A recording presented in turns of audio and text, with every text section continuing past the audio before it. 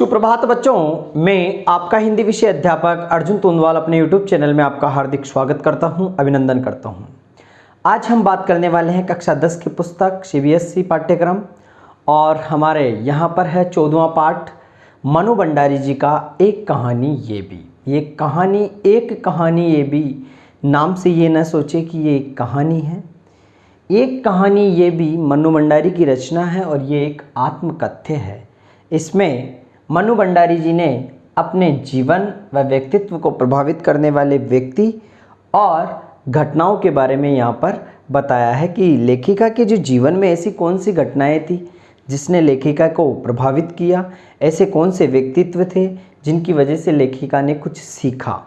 तो ये एक कहानी नहीं होकर क्या है, आत्मकथ्य है। बहुत ही आसान, बहुत ही सरल शब्दों में आप समझिएगा। मैं बिंदुवार इनको समझाऊंगा। सबसे पहले तो मैं आपको बता दूं, इसमें पात्र है मनु भंडारी स्वयं, उनके पिता भंडारी जी और प्राध्यापिका शीला अग्रवाल जी, मनु भंडारी जी की माँ और सुशीला जी और डॉक्टर अम्बालाल। ये इनके प्रमुख पात्र हैं जिनके बारे में इस आत्मकथ्य में लेखिका ने बताया है। बाकी बात करें पाठसार की, तो पाठसार हमारा शुरू होता है अजमेर से। तो ये 8 बिंदु हैं, इनके बारे में हम चर्चा करेंगे। सबसे पहले अजमेर से जुड़ी हुई बातें, फिर आर्थिक हानि से, जो आर्थिक हानि से स्थिति बिगड़ जाती है उसके बारे में, पिता के व्यक्तित्व का लेखिका पर क्या प्रभाव रहता है, आसपास का वातावरण या वहाँ की संस्कृति व कल्चर का लेखिका पर क्या प्रभाव है, प्रथम बार लेखिका को अपने वजूद के होने का एहसास किस तरह से होता है, शीला अग्रवाल से संपर्क, स्वतंत्रता आंदोलन में सक्रिय भागीदारी और शीला अग्रवाल को नोटिस। ये सारी चीज़ें इसमें लेखिका ने बताया। बहुत ही आसान भाषा में आप समझिएगा बिंदुवार। सबसे पहले मैं बता देता हूँ अजमेर से जुड़ी यादें। देखो अजमेर से जुड़ी यादें में क्या बताया गया है आपको बता देता हूँ। लेखिका का जन्म मध्य प्रदेश के भानपुरा गाँव में हुआ था। लेखिका मन मस्तिष्क में स्मृतियों का घरौंदा अजमेर का ही है, जहां ब्रह्मपुरी मोहल्ले के 2 मंजिला मकान में वे अपने परिवार के साथ रहती थी। घर की ऊपर की मंजिल में उनके पिता अव्यवस्थित ढंग से फैली पुस्तकों, पत्र पत्रिकाओं तथा समाचार पत्रों से घिरे रहते और नीचे उनकी व्यक्तित्व विहीन तथा अनपढ़ माँ पति तथा संतान की इच्छा पूर्ति एवं सेवाओं के लिए सदैव तत्पर नजर आती। अजमेर से पहले उनके पिता इंदौर में थे। वे वहां के प्रतिष्ठित व्यक्तियों में से एक थे। राजनीति तथा समाज सुधार से जुड़े रहते थे। उन्होंने 8-10 विद्यार्थियों को अपने घर रखकर पढ़ाया था, जिसमें वे कुछ ऊंचे ओहदे के प्रतिष्ठित हुए थे। अपनी खुशहाली के उन दिनों में वे बेहद दरिया दिल माने जाते थे। वे एक तरफ कोमल संवेदनशील थे तो दूसरी तरफ क्रोधी और अहमवादी भी थे। अगला दूसरा पॉइंट है आर्थिक हानि से बिगड़ी हालत। एक बहुत बड़े आर्थिक झटके के कारण लेखिका के पिता इंदौर से अजमेर आ गए थे। वहां उन्होंने अंग्रेजी हिंदी शब्दकोश तैयार किया। अपनी तरह के पहले और अकेले इस शब्दकोश को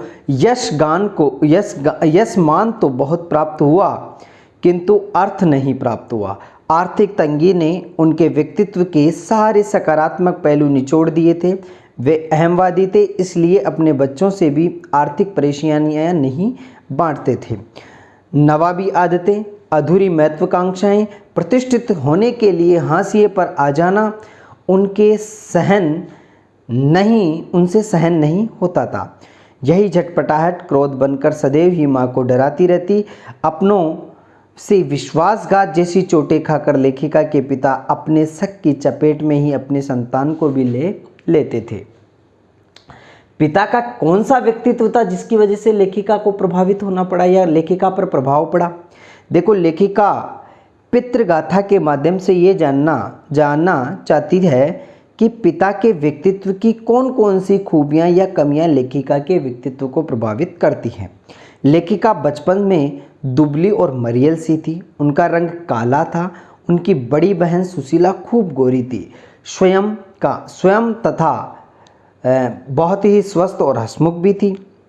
उनके पिता दोनों की तुलना में सुशीला को श्रेष्ठ मानते, जिससे मन्नू जी के मन में हीन भावना पैदा हो गई थी। यही कारण है कि लेखकीय उपलब्धियों पर वे भरोसा नहीं कर पाती थी। नाम, सम्मान, प्रतिष्ठा पाने पर भी वे संकोच में गड़ी रहती है, क्योंकि हीन भावना के कारण उन्हें सब कुछ तुक्का सा लगता है। होश संभालने के बाद लेखिका ने देखा कि जिन पिताजी से उनकी वैचारिक टक्कर चलती रहती थी, वे कुंठाओं, प्रतिक्रिया, प्रतिच्छाया आदि अनेक रूपों में उनके अंदर विद्यमान है। पिताजी से ठीक विपरीत उनकी माँ, जो धरती से ज़्यादा धैर्यवान, सहिष्णु थी। लेखक उनका त्याग तथा संवेदनशीलता कभी भी लेखिका का आदर्श न बन पाया। लेखिका के पड़ोस में जो आसपास में वातावरण था या पड़ोस कल्चर के साथ था, उसके बारे में बात करते हैं। अपने बचपन में भाई बहनों के साथ लेखिका ने अनेक प्रकार के खेल खेले। उस समय लड़कियों का दायरा घर तक था, तो लड़कों की गतिविधियों का दायरा घर से बाहर भी था। तब घर का अर्थ मोहल्ला था, किंतु आज महानगरीय जीवन में अपनी ज़िंदगी खुद जीने के आधुनिक दबाव के कारण महानगरों के फ्लैट में रहने वाली इस परंपरागत पड़ोस कल्चर को छेड़ने के कारण असहाय, असुरक्षित तथा असंकुचित हो गए हैं। लेखिका की आरंभिक कहानियों के पात्र इसी मोहल्ले के हैं। उनके महाभोज उपन्यास में अनुकूल स्थितियों में पाते ही दासाहब का आ जाना लेखिका के आश्चर्य का विषय है। लेखिका को प्रथम बार कब एहसास होता है कि मेरा भी कुछ वजूद होता है कि नहीं होता है। कभी कभी मनुष्य अपने बारे में सोचता है कि यार अपने को तो कोई पूछता ही नहीं है, तो जब कभी उसको पूछ लिया जाता है और उसकी बात सटीक हो जाती है तो उसको पता चलता है कि अपना वजूद है कैसे। पारिवारिक दृष्टिकोण के अनुसार विवाह की अनिवार्य योग्यता उम्र में 16 वर्ष तक तथा शिक्षा में मैट्रिक पाने पर मन्नू की बहन सुशीला के विवाह होने तथा दोनों बड़े भाइयों के द्वारा आगे की पढ़ाई हेतु बाहर चले जाने पर लेखिका के पिता ने पहली बार उसकी तरफ ध्यान दिया। उन्होंने रसोई को भटियार खाना कहकर लेखिका को उससे दूर रखा तथा घर में ही होने वाले राजनीतिक पार्टियों के जमावड़ों में होने वाली बहसों में मन्नू जी भी बैठकर सुनने के लिए मन्नू भंडारी जी को सुनने के लिए कहा जाता था। तो उनके पिताजी उनको भटियार खाने में नहीं जाने देते थे, अर्थात किचन में, और कहते थे कि ये राजनीतिक पार्टी आती है, सुना कर। यह ऐसा समय था कि जब पूरा देश 1942 के आंदोलन के बाद खोल रहा था। मन्नू जी बिना किसी खास समझ के उन बहसों को सुनती। उन्हें क्रांतिकारियों एवं शहीदों की कुर्बानियाँ रोमांचित लगती थी। अब देखो शीला अग्रवाल से संपर्क किस तरह से होता है। सन 1945 में फर्स्ट ईयर में आने पर कॉलेज में हिंदी की प्राध्यापिका का से परिचय हुआ। उन्होंने लेखिका को साहित्य के संसार में प्रवेश करवाया। मात्र पढ़ने को चुनाव करके पढ़ने में बदला, जिससे लेखिका की दुनिया शरद चंद्र या प्रेमचंद से बढ़कर जैनेन्द्र, अज्ञे, यशपाल तथा भगवती चरण वर्मा तक फैल गई। जैनेन्द्र की लेखन शैली ने लेखिका को प्रभावित किया। अज्ञे जी का नदी के द्वीप पढ़ने के बाद शेखर एक जीवनी फिर से पढ़ा। जैनेन्द्र का त्यागपत्र, भगवती जी की चित्रलेखा पढ़ा। शीला अग्रवाल के साथ साहित्यिक बहसें की। उनकी प्रेरणा से घर की चार दीवारी से बाहर निकलकर देश के स्वाधीनता आंदोलन में सक्रिय भागीदारी की। 1946 से 47 में प्रभात फेरियां, हड़तालें, जुलूस, भाषण, हर शहर का चित्रण था। ऐसे में युवा वर्ग उन्माद में भरकर उनसे जुड़ रहा था। लेखिका द्वारा सक्रिय भागीदारी निभाते ही उनके पिताजी ने घर में बवंडर कर दिया। उनके द्वारा दी गई आज़ादी सिर्फ यही थी कि लेखिका उनकी उपस्थिति में घर आए लोगों के बीच बैठे उठे, किंतु बाहर निकलकर नारे लगाने, जुलूस में भाग लेने की रुचि लेने लगी थी, जो पिताजी को असहनीय था।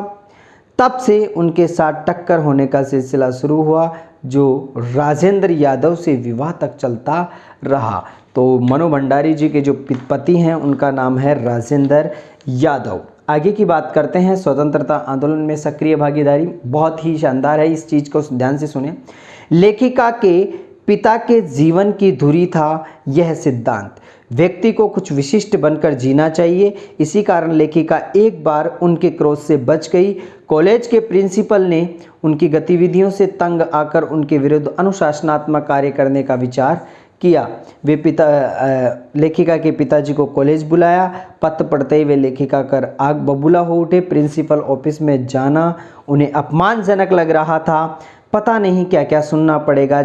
जैसे वाक्य बोलते हुए वे चले गए।